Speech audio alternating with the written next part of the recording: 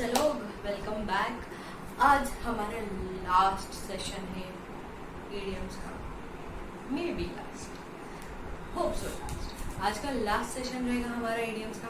आज हम कुछ और इंटरेस्टिंग ईडियम्स पढ़ेंगे। आज की बहुत आसान है ईडियम ना, लिटरली बहुत ईजी है, बहुत ज़्यादा ईजी है। बहुत चीज़ें तो आपने पहले पढ़ चुके हो, पक्का गारंटी देती हूँ, बहुत ईजी है आज के ईडियम्स। और आज के ईडियम्स हम कैटेगरी वाइज पढ़ेंगे, ठीक है। कुछ में कैटेगरीज रहेगी, तो आज हम वैसे कुछ इडियम्स पढ़ेंगे। तो आज जो हम इडियम, पहला जो इडियम पढ़ने वाले हैं वो prepositional and other phrases in English used with the verb to be. Okay, this are the phrases in English, to be phrases है। इसमें क्या है, प्रीपोजिशनल यानी जो आपको दिखाता है कि किधर है, मतलब क्या हो रहा है, इन है, अंदर है, आउट है, बाहर है। This are the prepositions. तो यहाँ कौन सा प्रीपोजिशन यूज हो रहा है, to. Okay, then next is phrase in English used with the verb to be. Verb क्या है हमारा आज का, to be है। अब आपको noun, verb, pronoun, adjective, ये सारी चीजें आपके फर्स्ट चैप्टर में कवर होगी। तो अभी मुझे इसमें इतने डिटेल में नहीं जाना है, ये सब कुछ आपको डिटेल में उधर कवर होने वाला है, तो आप उसके लिए उसे रख दो। अभी नहीं समझ रहा है कुछ तो इट्स फाइन, कोई दिक्कत नहीं है, क्योंकि हमारा मेन आज फोकस क्या है, ईडियम्स पे ही हमारा फोकस है, हमारे फ्रेजेस और ईडियम्स पे ही हमारा मेन फोकस है। तो आज का जो हमारा फ्रेज है, एक्चुअली आज के जो है हमारे फ्रेजेस है, जो हमारे कुछ पहले 9 फ्रेजेस हैं हमारे, वो क्या है, to be worth in the weight of gold. यानी समझ में आ रहा है ना, फ्रेज है तो अभी आपको समझ में आ रहा है। To be worth in the weight of gold यानी इतना उसका वजन होना चाहिए गोल्ड के वैसा, मतलब भाई वो इतनी तगड़ी चीज होनी चाहिए गोल्ड के वैसी। तो यहाँ पे उसका मीनिंग क्या होता है, extremely valuable. To be worth in the weight of gold का मीनिंग क्या, ऑब्वियसली क्या है, एक्सट्रीमली वैल्यूएबल। ओके, तो जैसे in the desert bottle of water is often worth its weight in gold. Water bottle का पानी जो डेजर्ट में है, गोल्ड, अगर आप अरब कंट्रीज में जाओ तो वहाँ गोल्ड सस्ता है, पानी आपको कहीं ना कहीं महंगा लगेगा इंडिया के कंपैरेटिवली। तो आपको वहाँ पे क्या होगा, वहाँ गोल्ड सस्ता है क्योंकि तो गोल्ड बहुत मिलता है, बट वहाँ पे जो पानी है उसका रेट कैसा रहता है, गोल्ड के रेट में, क्योंकि वहाँ पानी की बहुत कमी है। तो ऐसी चीज जिसकी भी कमी हो जाती है, तो गोल्ड क्या है, डायमंड क्या है, रेयर है, इसलिए महंगा है। तो that is in the desert bottle of water is often worth its weight of gold. Next, to be Greek और डबल डच टू वन। यहाँ ग्रीक इसलिए यूज किया है या डच इसलिए यूज किया है क्योंकि ग्रीक जो वर्ड है ना, ग्रीक जो लैंग्वेज है, एक्चुअली ग्रीक जो लैंग्वेज है वो लैंग्वेज ना बहुत डिफिकल्ट है लर्न करने के लिए। डच भी बहुत डिफिकल्ट है लर्न करने के लिए, इसीलिए उसे बोला जाता है, इसलिए यहाँ पे यूज किया। इसलिए ये 2 लैंग्वेजेस को एक्चुअली यहाँ पे रेफरेंस दिया है, टू बी ग्रीक और डबल डच टू। यानी आप ऐसा बोल रहे हो जो किसी को समझ में नहीं आ रहा, क्या बोल रहे हो ना, कुछ समझ में नहीं आ रहा है। जैसे हमारा इंस्टाग्राम पे वो चल रहा है ना, गिरबिश गिरबिश गिब्रिश गिब्रिश व्हाटएवर क्या बोला जाता है, मेरे को उसका प्रोनाउंसिएशन याद नहीं है, GIBBERISH, यस, ये जो चल रहा है इंस्टाग्राम पे, कुछ तो ऊपर लिख के आता है, उसको आपको उस पे से वर्ड समझना होता है। क्यों? क्योंकि भाई आपको उस पे आपको कुछ समझ में नहीं आ रहा, इसलिए उसको क्या बोला जाता है, गिब्रिश। तो क्या है ये क्या होता है, टू बी ग्रीक या Dutch, double Dutch to all ही है ना, to one, double Dutch to one, मतलब आपको समझ में नहीं आ रहा है क्या बोल रहे हो, आपको बिल्कुल भी पल्ले नहीं पड़ रहा है कौन क्या बोल रहा है। जैसे अगर आपके घर में कोई छोटा बच्चा है, 1 या 2 साल, अभी बोलना सीख रहा है, आपको समझता है कि क्या बोल रहे हैं, क्या हम ऐसे पूछे क्या बोला, नहीं समझा, फिर उसके पेरेंट्स को जाके बोलेंगे, भाभी आंटी जो भी है बता दो ये क्या बोल रहा है, समझ में नहीं आ रहा है। तो तब वो आपके लिए क्या हुआ, ही और she is double Dutch to you, है ना। तो या फिर ही और she is Greek to you, क्योंकि आपको कुछ समझ में नहीं आ रहा है क्या बोल रहा है। तो that is to be Greek और डबल डच। अगर आपके घर में कोई बच्चा है तो आपके यहाँ पे क्या हो जाएगा, if you have a young person at your home, young person का मतलब ही यंग पर्सन या यंग ह्यूमन बोलते हो, रादर जो यंग ह्यूमन बोला जाता है. If you have a young human at your home, you get used to double Dutch all day. आपको बड़बड़ बड़बड़ करते थे, कुछ समझ में नहीं आता है आपको, बट आपको आदत हो जाती है उसकी, तो आप थोड़ा सा डीकोड करना सीख जाते हो, इसलिए आप यूज्ड टू हो जाते हो उससे. तो दैट उसका मीनिंग क्या है एग्जैक्टली? अनइंटेंजिबल, incomprehensible language. समझ में नहीं आ रही है वो. अब इसमें जो सेंटेंस दिया है क्या, वो he spoke so fast that all he said was double dutch to the audience. कुछ समझ में ही नहीं आया लोगों को. ओके, समझा? इजी था ना, इतना कोई कुछ है नहीं. ग्रीक एक्चुअली दो लैंग्वेज को इसलिए यूज किया क्योंकि भैया ये थोड़ी डिफिकल्ट है सीखने के लिए. Then next, to be at sea. To be at sea यानी कंफ्यूज रहना, समझ में नहीं आ रहा है क्या हो रहा है, अनसर्टन. आपको अभी थोड़ी लाइफ के बारे में प्रॉब्लम हो रही है, तो इसका मतलब हो जाता है टू बी एट सी. यहाँ टू बी एट सी का रेफरेंस क्यों दिया है? जैसे जैसे अभी तो आपके बहुत मजे के दिन है, तो मजे कर लो. जब जैसे जैसे मगर एज बढ़ती रहती है ना, वैसे वैसे बहुत लोगों के साथ हो जाता है कि वो लोग ऐसे कंफ्यूज हो जाते हैं, क्या करें, कहाँ जाए, कैसे करें, क्या करें. लाइफ की प्रॉब्लम्स बढ़ जाती है, रिस्पॉन्सिबिलिटीज बढ़ जाती है. आज जो हम लोग बीच पे जाते हैं मजे करने के लिए, मस्ती करने के लिए, कुछ लोग, मैं सबकी बात नहीं कर रही, कुछ लोग बीचेस पे जाते हैं, सी के पास जाते हैं अपनी कंफ्यूजन दूर करने के लिए, एक शांति पाने के लिए, कामनेस के लिए. तो इसलिए इसके लिए कहीं ना कहीं ये टू बी एट सी जो है उसको वहाँ से ऐसे रेफरेंस लिया गया है कि जब आपकी एक एज बाद होता है, एक्चुअली अभी नहीं होता, एक एज बाद होता है कि रिस्पॉन्सिबिलिटीज जब बहुत बढ़ जाती है ना, तो आप लोग ऐसे बहुत ये हो जाते हो कि भाई क्या करें, क्या ना करें, किस तरीके से करें. तो आपकी लाइफ में बहुत सारा गड़बड़ चल रहा है. तो आप जब बहुत लोग ऐसे सी के पास जाओ, मे भी आप जब एकदम मस्ती कर रहे हो तो सडनली एक वेव आती है आपके दिमाग में एक्चुअली, और आपको वो सारी चीजें याद दिलाती है, and then you stand there and keep thinking.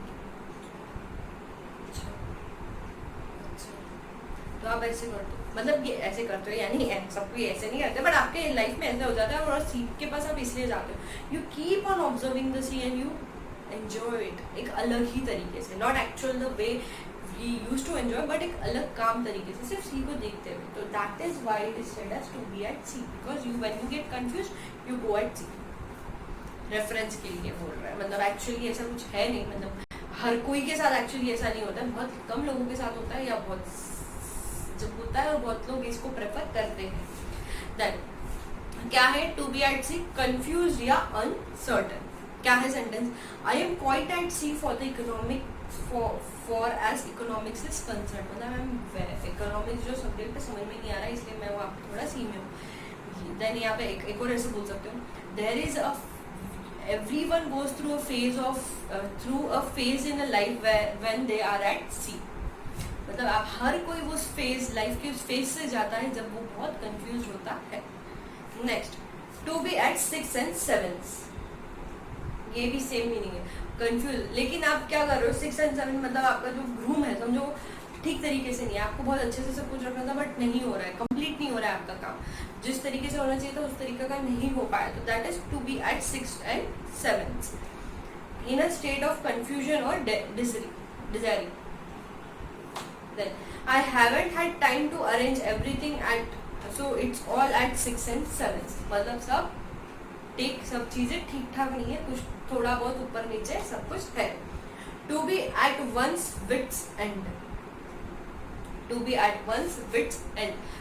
इसमें भी कहीं ना कहीं ये भी कंफ्यूजन से ही रिलेटेड है कि आप कंफ्यूज हो गए हो, आप वरीड हो, आप कंफ्यूज हो कि क्या किया जाए, क्या कैसे किया जाए. तो यहाँ जैसे आपके इसमें मीनिंग दिया है, to completely at loss as to what to do.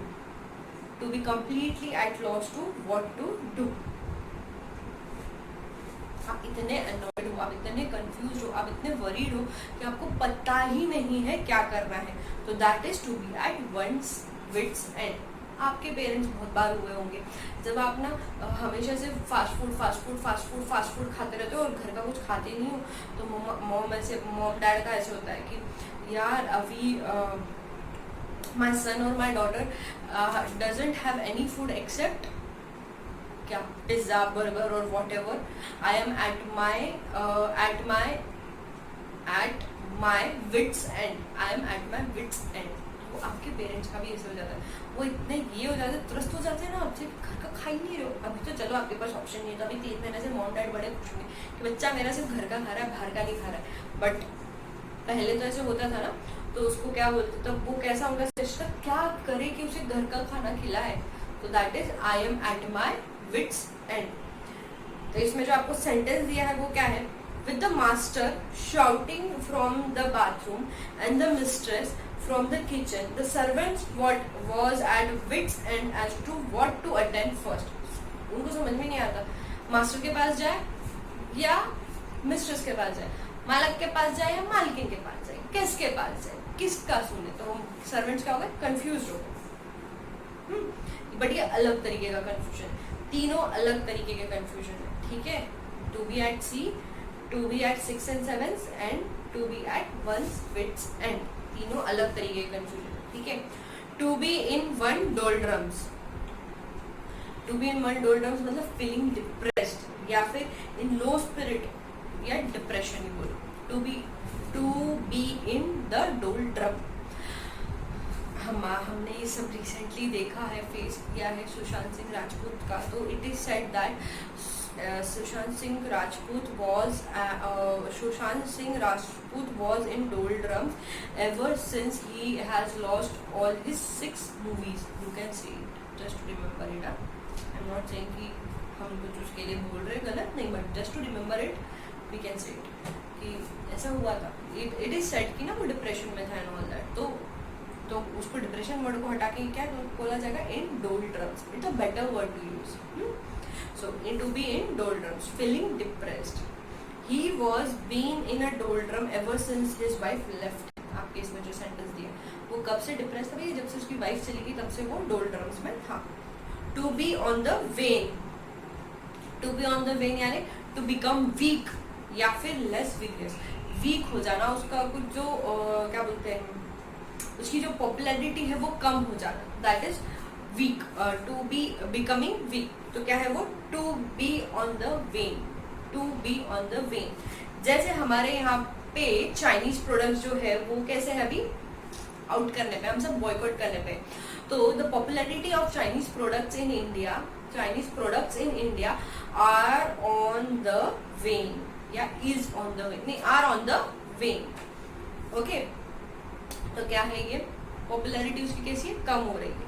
So after, यहाँ पे जैसे अभी जो सेंटेंस दिया है, after the second world war the British rule was on the when. British rule क्या था, वॉज ऑन द वेन, खत्म होने पे था almost. Then to be on the carpet, to be on the carpet मतलब to be in trouble with someone, मतलब some authority के साथ आपकी कोई ट्रबल, आप अभी दिक्कत में हो, आप क्लास में ज्यादा मस्ती कर रहे हो, आपको सर ने बुला लिया, बोला क्लास में आया, पर्सनली बोले बेटा कौन मस्ती करता है आपकी इसमें सबसे ज्यादा,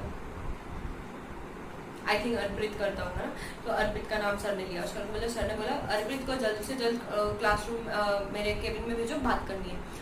एंड अर्पित बोला क्या कर दिया मैंने भैया। तो अर्पित क्या है उस पीरियड में, to be on the carpet, मस्ती करने के लिए। Being severely reprimanded by someone in authority, यानी कुछ ट्रबल में हो आप किसी अथॉरिटी के लिए, आपको क्या कर रहे हो, अंडर डिस्कशन हो, आपके बारे में बातचीत चल रही है, आपको आपके साथ क्या करना चाहिए क्या नहीं करना चाहिए, डिस्कशन हो रहा है, आपका जो टॉपिक है उसको कंसिडरेशन में लिया जा रहा है। तो that is to be on the carpet. जैसे आपके इसमें क्या सेंटेंस दिया है, the unpunctual clerk was repeatedly on the carpet. Punctual नहीं था तो बार बार उसको बुला के वार्निंग दी जाएगी, ये सब कुछ हुआ जा रहा था, तो he was always in talks. या फिर when my team lost the project, when the team lost the project my boss held me on the red carpet, या फिर called me on the red carpet, दोनों भी हो सकते हैं। Called me on the red carpet मतलब बेटा अब आ जा तेरी discussion, okay. Then next, to be one's last leg, to be one's last leg यानी बस उसकी लाइफ खत्म होने वाली, बस एंड में। जैसे जो बूढ़े लोग हैं, they all are on their last legs, कभी भी हो सकती है, कभी भी खत्म हो सकती है, यानी near the end of life, या फिर यूजफुलनेस, या फिर एग्जिस्टेंस। चीज भी हो सकती है कोई हमारी हमारी बाइक है 10 साल पुरानी है भैया, अब और कितनी ही चलेगी, थोड़ी थोड़ी अब धीरे धीरे खराब होते जा रही है, तो वो गाड़ी भी क्या हो रही है आपकी near the end of life. तो यहाँ पे to be on one's last leg, तो इसका एक सेंटेंस जो दिया है, with the increasing use of computers in office it seems that typewriters is at its last leg। जिस कंप्यूटर बढ़ते जा रहे हैं यूज करना, तो अब ऐसे लग रहा है कि अब टाइपराइटर का तो जमाना जा ही रहा है। तो this were few of the phrases preposition के साथ टू बी वाले फ्रेजेस। ओके, अब आगे के जो फ्रेजेस इडियम्स है वो बहुत मजेदार है ना, बहुत इजी भी है, ज्यादा टाइम तो लगना ही नहीं है इसको। ये आज का लेक्चर कोई बहुत बड़ा नहीं रहने वाला है, क्योंकि जो आगे के ना सब बहुत इजी है, सीरियसली बहुत इजी। जैसे हम जो आज पढ़, अभी जो पहला जो सेट है हमारा मनी, डेप्थ या बिजनेस से रिलेटेड इडियम्स है। Okay, money, depth, depth, depth, depth या डेप्थ नहीं, डेप्थ, कर्जा दिया का, हाँ वो, या कर्जा दिया नहीं, आप कर्जे में हो किसके, डेप्थ या बिजनेस, ये तीन से रिलेटेड है। तो पहला जो हमारा है वो है ओके, यहाँ आने से पहले मैं भूल ही गई, यहाँ आने से पहले आपको क्या करना है, रिवाइज करना है, तो पॉज कीजिए और पहले रिवाइज कीजिए, ठीक है, उसके बाद ही यहाँ पे आना, एकदम गड़बड़ मत करना यहाँ आने की। तो चलो मैं आगे बढ़ती हूँ, आप लोग पॉज लो और पहले पीछे जाके पढ़ो। चलो फिर अभी मैं आगे बढ़ती हूँ। क्या है उसका, रीड मनी और रेडी मनी और कैश। रेडी मनी और कैश मतलब कभी भी कहीं से भी निकाल सकते हो, जैसे एटीएम से। Money immediately available for use, जैसे एटीएम से, या फिर ऑनलाइन ट्रांजैक्शन कर रहे हो, आपके अकाउंट में पड़ा है और ऑनलाइन ट्रांजैक्शन कर रहे हो, तो वो भी रेडी मनी। बट यहाँ कैश की बात हो रही है, तो इसलिए सिर्फ एटीएम यहाँ पे ज्यादातर क्या बोलेंगे सही रहेगा, या फिर आपके हाथ में कैश है तो वो ही। Money immediately available for use. Earlier it was time consuming to withdraw cash, पहले बड़ी लाइन में खड़े होके बैंक्स में जाके लाइन में लग के कैश निकालना होता है, but today ATM provides ready money in no time. But today ATM provides ready money in no time. Then next, bad debts. क्या है, सबको पता है, 11 से पढ़े आ रहे। बैड डेब्ट्स क्या है, जो इंसान आपके पैसे नहीं पे कर पा रहा है उसको हम क्या बोलते हैं, बैड डेब्ट्स में हम उसे डाल देते हैं। डेब्ट्स रिगार्डेड एज इररिकवरेबल, नहीं पे कर पा रहा है, इररिकवरेबल है, नहीं ले सकते हम उससे वापस, तो वो क्या हो रहा है, bad debt. Every year company compiles a list of bad debt and writes them off. Easy है ना, बोला ये बहुत इजी है आगे के।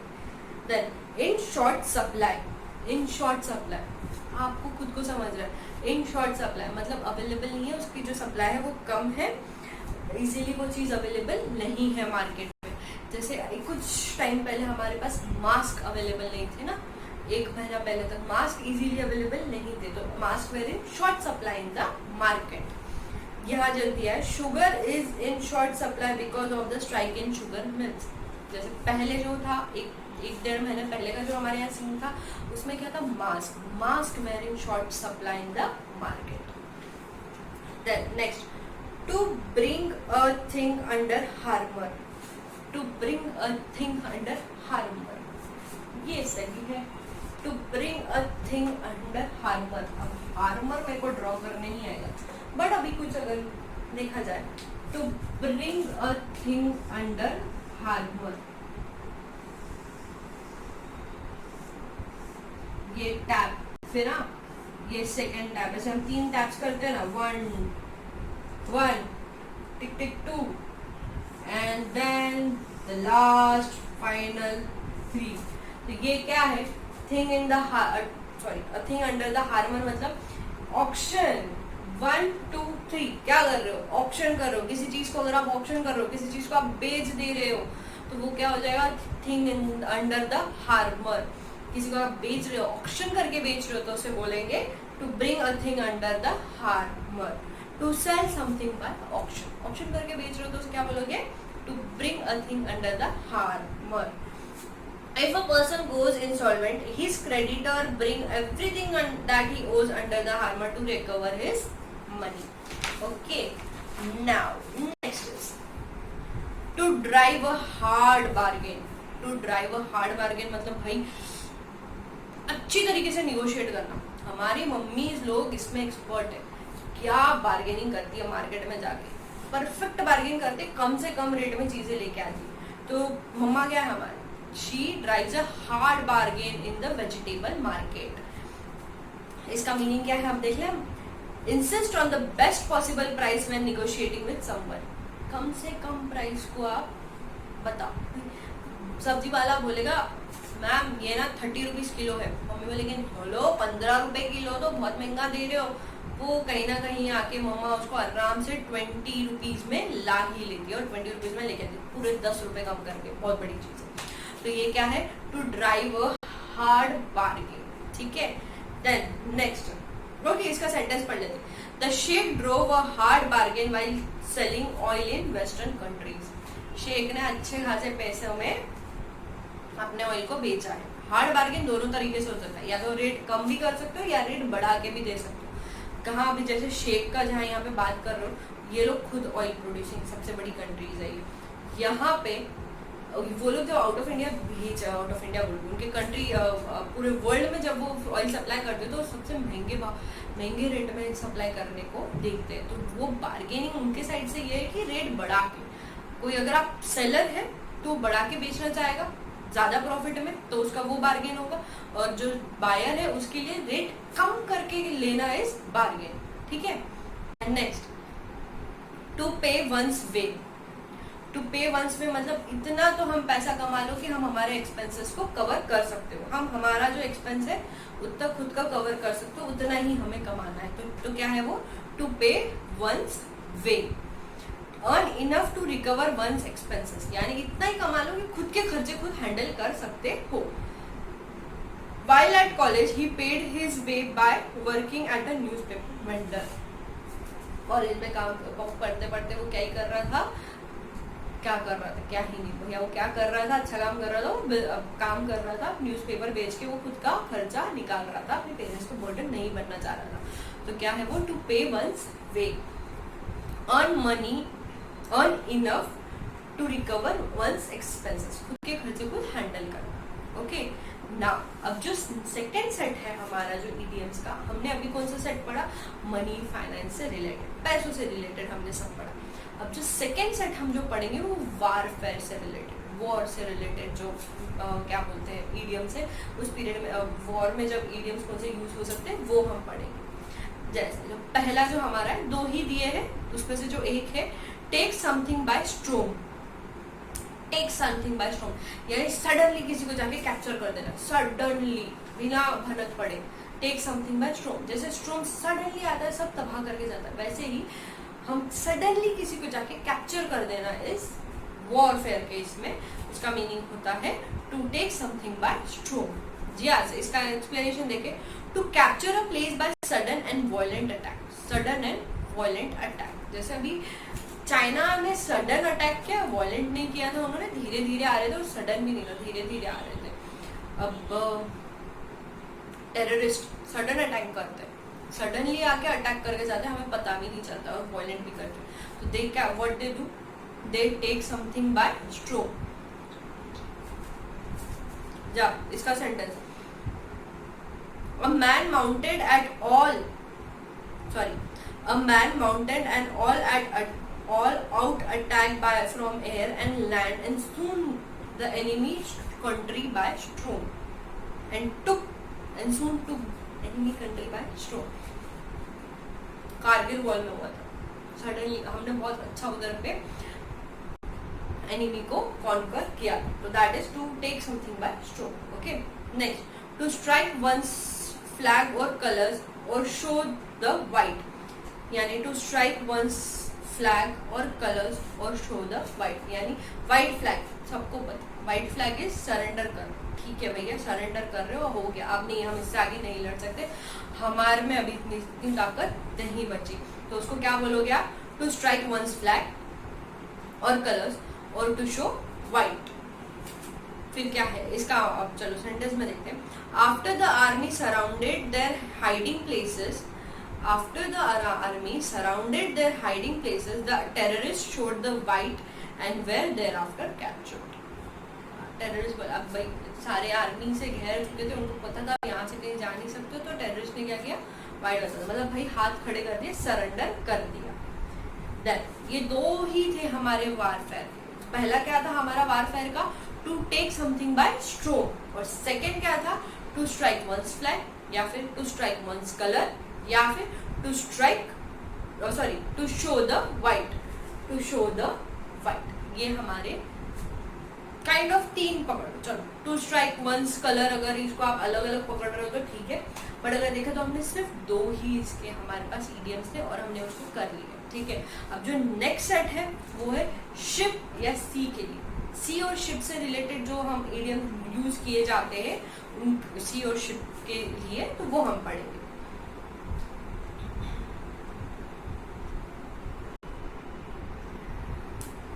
To weather the storm, to weather the storm यानी स्ट्रोम से सक्सेसफुली बाहर निकल के आना is to weather the storm. ये कहाँ किसके कंटेक्स्ट में हम पढ़ रहे हैं, सी और शिप के, सी और शिप के कंटेक्स्ट में हम पढ़ रहे हैं। To weather the storm, to come out of crisis successfully, to come out of the crisis successfully. जैसे in a crisis it is the unity which helps a nation to weather the storm. It is a crisis in a crisis it is the unity which helps a nation to weather the storm. Okay, next is to sail before the wind, to sail before the wind यानी जो wind जिस direction में जा रहा है उसके direction उस direction में हम क्या करें, जा रहे हैं। Sail in the direction in which the wind is blowing और act in a safe way. जिस डायरेक्शन में हवा चल रही है हम उसी डायरेक्शन में जा रहे हैं, तो उसे बोलते हैं to sail before the wind. जिस डायरेक्शन में हवा जा रही है उस डायरेक्शन में हम जाएंगे तो हम सेफ रहेंगे। हवा के उल्टी डायरेक्शन में हवा यहाँ से आ रही है और हम ऐसे ही जाएंगे तो हमें बहुत डिफिकल्टी होगी, हम पार नहीं कर पाएंगे। हम पानी के फ्लो के साथ हम अगर तैरेंगे तो हम आसानी से तैर पाएंगे, बट पानी के फ्लो के ऑपोजिट में हम तैरेंगे तो हमें बहुत डिफिकल्टी होगी तैरने में। तो इसीलिए इसे बोलते हैं to sail before the wind, मतलब सेफ वे में जा रहे हो आप, जहाँ सेफ है वैसे जा रहे हो, कोई आप ज्यादा रिस्क नहीं उठा रहे हो। To sail before the wind, उसका सेंटेंस देख लेते हैं। An opportunity is one an opportunist is a one who sail before the wind. An opportunist is a one who sail before the wind. Opportunist क्या करता है, opportunity आती है grab कर लेता है, ज्यादा उसके साथ मस्ती नहीं रहता है, अपॉर्चुनिटी आती है ग्रैब कर लेता है, रिस्क नहीं लेता है छोड़ने का, तो that person sails before the wind. अब इसके लिए ऑपोजिट क्या है, अब सेल बिफोर द विंड तो हमने देखा, अब इसका ऑपोजिट क्या होगा, इसका ऑपोजिट होगा to sail close to the wind, यानी क्लोज टू द विंड। अब जैसे अब हवा का झोंका आ रहा ऐसा है, ये हवा के झोंके ही समझ लो, ये ऐसा आ रहा है और हम इसी के साथ चलेंगे तो हमें आसानी होगी, है ना। अब हवा का झोंका ऐसा आ रहा है और हम यहाँ से आएंगे, हम यहाँ से चलते हुए आ रहे हैं मस्त अपना, तो भैया हमें तो दिक्कत होगी, हम रिस्क ले रहे हैं, बट हम यहीं से ऐसे चलते हुए जा रहे हैं हवा के साथ, तो that is sail before the wind. ये हवा है समझो और हम हवा के साथ जा रहे हैं, तो that is sail before the wind, sail के साथ, बट हवा के साथ, और हवा ऐसी जा रही है और हम यहाँ से आ रहे हैं, यहाँ से हम आ रहे हैं, तो हम क्या कर रहे हैं, हम रिस्क ले रहे हैं, तो हम उसको क्या बोलेंगे, sail close to the wind. क्या बोला जाएगा, sail close to the wind, यानी बिहेव और operate in a risky way. Sail close to the wind यानी बिहेव और operate in a risky way. Okay, next to cast anchor, यानी to settle in a place for time being. To cast anchor क्या बोलते हैं, हमारा जो क्या बोलते हैं उसे, शिप होता है, शिप है ना, तो शिप में एक एंकर होता है, सबको पता होगा, एक ऐसा कुछ एंकर होता है ना, कुछ ऐसा एंकर होता है ना। ये शिप है हमारी, समझो मैंने बहुत ही ऊपर बना दिया। ओके, ये शिप है हमारी, है ना, उसका एक एंकर होता है, यहाँ से गिर रहा होता है और ये क्या करता है, एंकर जगह पे रखता है शिप को को आगे नहीं, मतलब ब्रेक है समझो शिप का, ये ना आगे हटता है ना पीछे हटने देता है, शिप को जगह पे रखता है। पानी का फ्लो कहीं पे भी जाओ शिप वहीं पे रहेगी। तो टू कास्ट एन एंकर का मीनिंग होता है to settle in at place for a time being. यहाँ पे शिप क्या है, टाइम बिंग, यहाँ पे शिप रुकी है। बेटर थोड़ी सी ड्राइंग निकाल देते हैं हम, अभी तो थोड़ा एंकर है भैया, जगह पे रहनी चाहिए, ज्यादा इधर उधर हिल डुल नहीं चाहिए।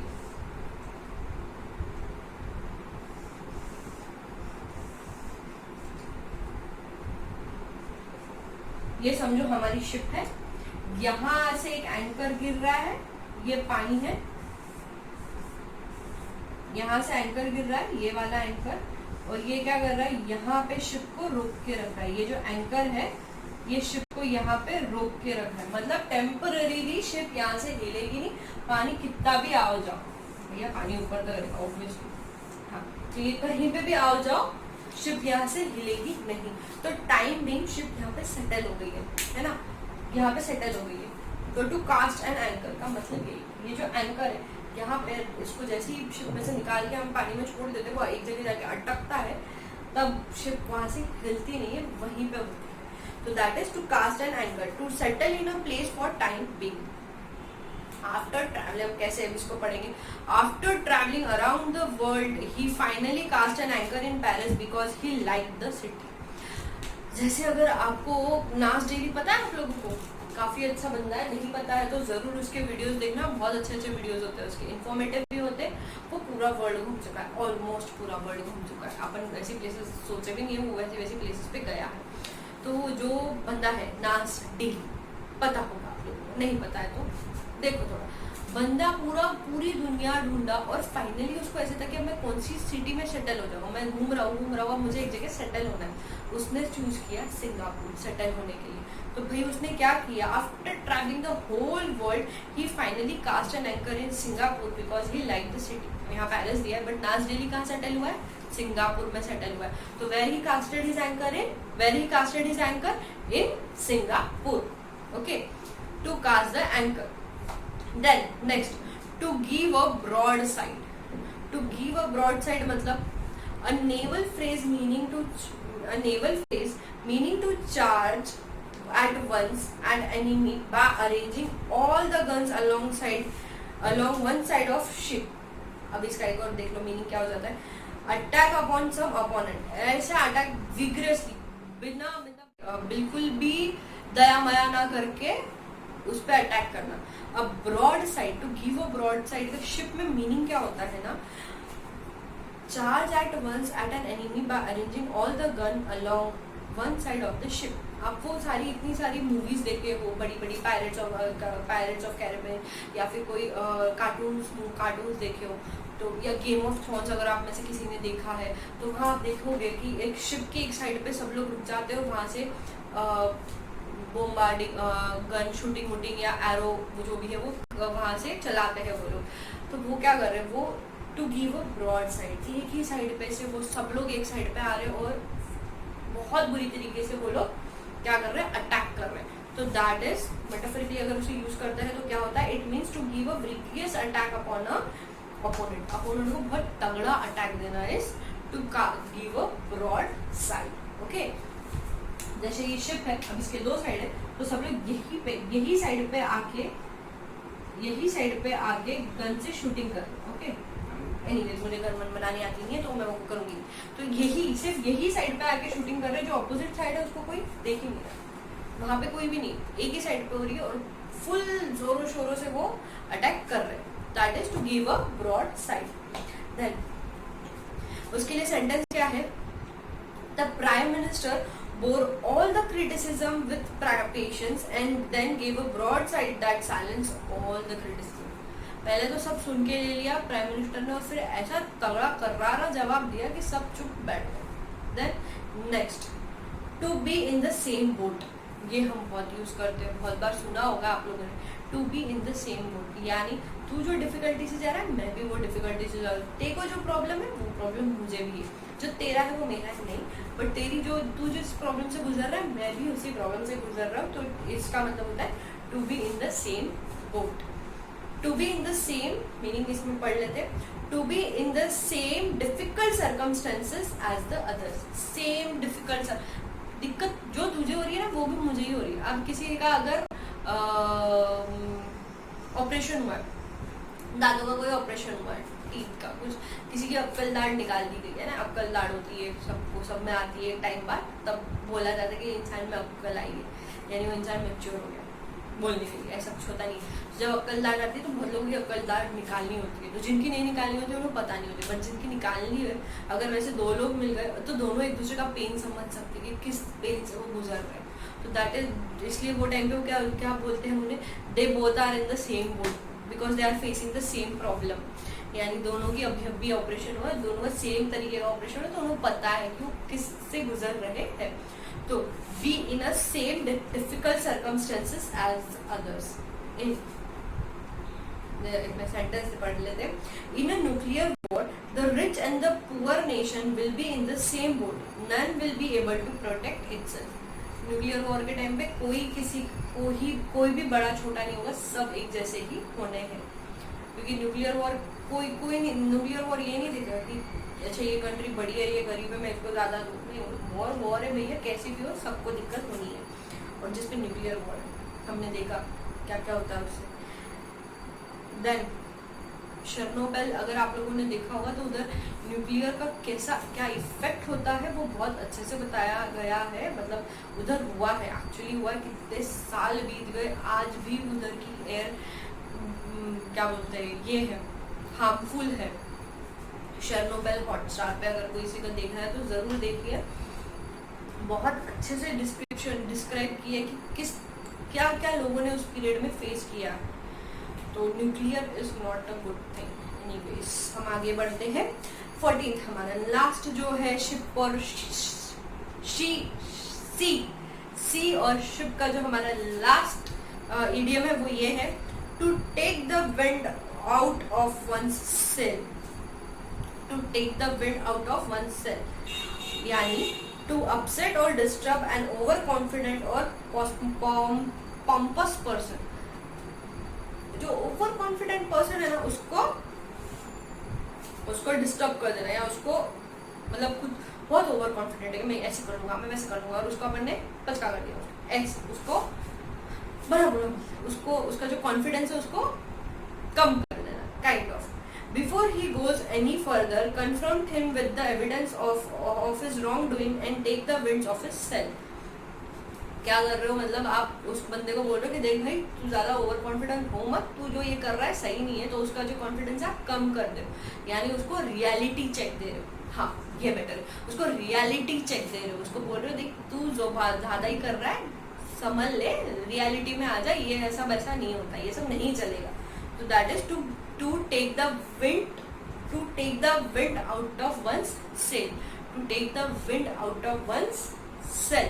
ओके, देन नेक्स्ट जो हमारा नेक्स्ट सेट है उसमें दो ही है, जो है फायर, कैंडल्स या लाइट से रिलेटेड इडियम्स। ओके, ऐसे रिलेटेड इडियम्स बहुत होते हैं क्या, हाँ, ब्लू कलर जो है वो ब्लू वर्ड यूज करके बहुत से इडियम्स है, व्हाइट वर्ड यूज करके बहुत से इडियम्स है, रेड वर्ड यूज करके भी इडियम्स है। एक इडियम सिर्फ गुड नाइट के लिए है, एक कुछ इडियम सिर्फ गुड नाइट के लिए इडियम्स बने हैं, मतलब जिसमें नाइट वर्ड यूज किया गया है। एक है डेथ के लिए है। तो ऐसे किस बंच ऑफ सेट के लिए इडियम्स होते हैं, क्या होते हैं, जैसे व्हाइट एलिफेंट है, वैसे काफी सारे व्हाइट इडियम्स है, उसे हम व्हाइट इडियम्स बोल सकते हैं। ब्लू इडियम्स है, रेड इडियम्स है, मतलब वो कलर से, जैसे व्हाइट एलिफेंट है ये एक इडियम हो गया, वैसे ही एक और ऐसे ही कुछ इडियम्स रहेंगे। एक ये बोल सकते हैं ब्लू के लिए कैसा रहेगा एक इडियम, ब्लू वर्ड यूज करके। क्लाउड के लिए, चलो क्लाउड के लिए, नंबर 9 के लिए, एक नंबर 9 तो हमने पढ़ा आज, और एक कल पढ़ा था, एक्चुअली आज नहीं, कल एक नंबर 9 पे हमने एक इडियम पढ़ा था। एक और उस पे होता है ऑन क्लाउड 9, ये भी एक इडियम, 9 जहाँ 9 यूज होगा वैसे। तो वैसा ही जो फायर, लाइट और कैंडल, अभी हमने कुछ वॉरफेयर से पढ़े, सी और शिप से रिलेटेड पढ़े, अब हम पढ़ेंगे फायर, लाइट और कैंडल से रिलेटेड। उसका जो पहला इडियम है, the game is not worth the candle. The game is not worth the candle मतलब इतना जरूरी नहीं, मतलब इतना कोई भारी गेम नहीं है कि इसको हम जीत लिए तो बहुत बहुत बड़े बड़े तीर मार लेंगे, तो it's not worth the candle. The advantage और enjoyment to be gained is not worth the time spend gaining it. इतना जैसे अगर कोई आपने छोटा मोटा क्या लूडो का गेम जीत लिया तो क्या बहुत बड़ा काम कर लिया क्या? नहीं, इतना क्या है, जीता जीता, कोई बहुत बड़ी बात नहीं हो गई। तो that is the game is not worth the candle. उसका सेंटेंस देखिए, journey to the moon is an elaborated and costly affair and some people with a pragmatic approach feel the game is not worth the candle. Same goes for Mars. भाई in अर्थ पे इतनी दिक्कत हो रही है, तुमको क्या ही करना है, मार्स पे क्या हो रहा है क्या नहीं, इतना पैसा क्यों डाल रहे हो उधर, यहीं देख लो। लोगों का ऐसा बोलना है।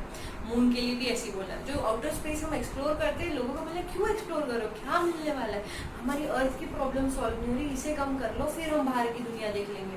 क्यों नई नई दुनिया को देख के उनको क्यों परेशान करना है जब खुद ही हम इतने परेशान हैं। ऐसे लोग का बोलना है।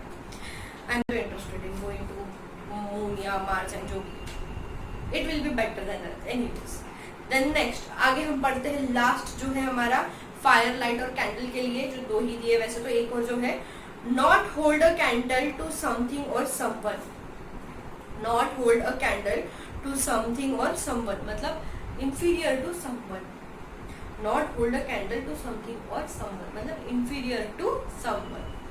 She writes quite amusing stories, but she can't hold a candle to more serious novelists. बहुत अच्छे से लिखती है, बहुत सही है उसका लिखना, बट सीरियस राइटिंग उसकी इतनी अच्छी नहीं है, तो जो सीरियस राइटिंग है उनसे वो इंफीरियर है। This is not hold a candle to something और समवन। ओके, तो ये कुछ इडियम्स हमने देखे। अब एक और अगर इडियम अगर आपको बोलूँ तो बहुत ऐसे जो बहुत आजकल चल रहा है वो है, my mood swing is all over the place. My mood swing is all over the place. All over the place यानी ऑल ओवर द प्लेस क्या हर जगह पे रखा ऐसा रखा है क्या? नहीं, मतलब एक बार बार मेरा मूड स्विंग हो रहा है, मेरे को बिल्कुल कहीं मन नहीं लग रहा है, क्या करूँ क्या नहीं, मेरा पल में खुश हो रही हूँ, पल में रो रही हूँ, पल में अच्छा लग रहा है, पल में बुरा लग रहा है। That is to be mood swing in all over places. ये एक और इडियम है, नया इडियम है। वैसे आज का ये लास्ट इडियम है हमारा, एक सेट ऑफ इडियम्स है जो हम पढ़ने वाले हैं, जिसका सबका मीनिंग एक ही है। वो लास्ट इडियम है डाई से रिलेटेड, मरने से रिलेटेड। ये लास्ट है और ये इडियम को हम यहीं पे मार देंगे फिलहाल। बहुत हो गया था ना, आप लोगों को थोड़ा एक्स्ट्रा हो गया था ना, खत्म हो रहा है बच्चों। आज लास्ट है और ये लास्ट इडियम आज हम पढ़ेंगे जो है डेथ से रिलेटेड। ओके, तो आज जो हमारा पहला इडियम है डेथ से रिलेटेड वो है die a natural death. Die a natural death मतलब सडन डेथ नहीं हो रही, नेचुरली जो मर रहे हैं उसे बोलते हैं die a natural death. Okay, then एक और है टू पास अवे मतलब है डेथ हो गई। देन नेक्स्ट है to go the way of all flesh. To go the way of all flesh मतलब डेथ हो गई है, एक्सपायर हो गई, डेथ हो गई। Next to breathe one's last. To breathe one's last, एक लास्ट ब्रीथ लिए तो क्या बोलेंगे, मर गए हो, डेथ हो गई। Then to be gathered to one's fathers. To be gathered to one's fathers मतलब फोर फादर्स हमारे चले गए ना ऊपर सारे, तो अब वो भी वहीं चला गया। To be gathered to one's fathers मतलब भैया उसकी डेथ हो गई है। Next to join the great majority. To join the great majority मतलब इन शॉर्ट डेथ हो गई।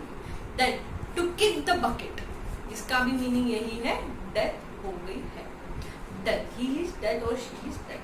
तो ये कितने फ्रेजेस थे देखो। एक क्या है to die the natural death. Then next to pass away, to go the way of all the flesh. Then to breathe one's last.